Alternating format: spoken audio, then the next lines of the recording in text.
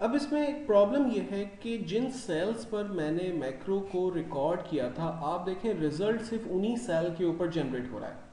मिसाल के तौर पर अगर मैं सेल ए से इसको डिलीट कर देता हूँ, कॉलम ए से मैंने डाटा डिलीट कर दिया और मुझे यही सारे नाम कॉलम ई पर चाहिए। सो कर्सर मैंने कॉलम ई पर रखा, मैंने मैक्रोस की कमांड को इस्तेमाल किया, फर्स्ट माइक्रो के अपने मैक्रो को सेलेक्ट किया एंड देन रन के बटन पे क्लिक किया। आप देखें रिजल्ट नहीं आया। रिजल्ट क्यों नहीं आया? बिकॉज के हमने मैक्रो की रिकॉर्डिंग कॉलम नंबर ए पर सेल A1 से A10 के दरमियान की थी, तो रिजल्ट भी वही आएगा। अगर आपका कर्सर कॉलम ए पर आपने रखा और आप मैक्रोज में जाकर फर्स्ट माइक्रो को सेलेक्ट करके रन करते हैं, आप देखें रिजल्ट जनरेट हो गया। तो आपने चूंकि मैक्रो की रिकॉर्डिंग कॉलम ए पर की थी, इसलिए रिजल्ट भी कॉलम ए पर ही नजर आएगा।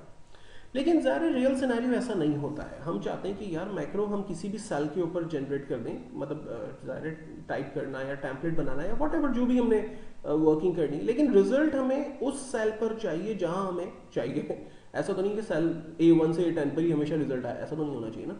रिजल्ट कहीं भी आना चाहिए।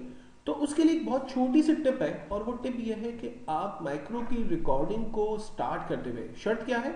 शर्त यह है कि अगर आप रिजल्ट किसी दूसरे सेल पर लेना चाहें तो आप मैक्रो की रिकॉर्डिंग को स्टार्ट करने से पहले यूज रिलेटिव रेफरेंस के बटन पर क्लिक कर दें।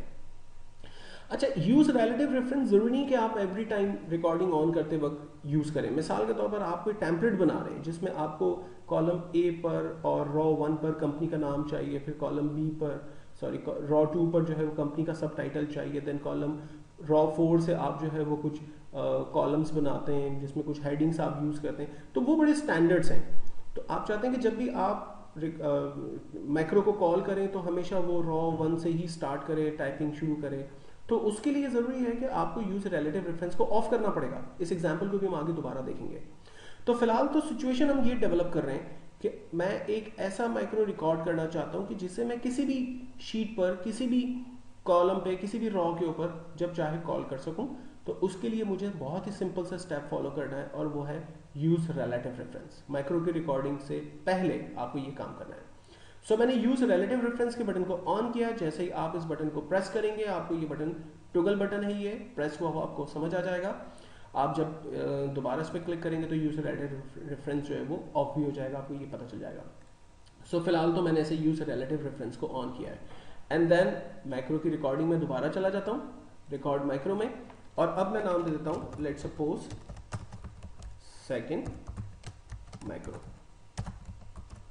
सेकंड माइक्रो को मैं shortcut suppose control shift M मैं ऑलरेडी असाइन कर चुका हूं, इसलिए मैं दे नहीं सकता।